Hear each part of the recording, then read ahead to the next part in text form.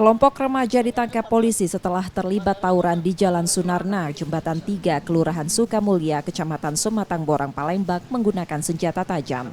Polisi menerangkan tawuran kerap dilakukan mereka bersama pelajar dan remaja lain dengan membuat janjian lebih dulu melalui pesan WhatsApp. Mayoritas remaja yang ditangkap putus sekolah dan sajam dibeli melalui online. Meski masih di bawah umur, proses hukum tetap dilakukan pada mereka yang ditangkap dengan lebih dulu memanggil orang tuanya. Jadi mereka ini spontanitas, ada temannya dari sarana komunikasi, kemudian ketemu sama lawan ataupun sudah ada perjanjian sebelumnya, mereka melakukan aksi saling serang. Antar kelompok atau antar sekolah? Antar kelompok. Jadi rata-rata 6 orang ini masih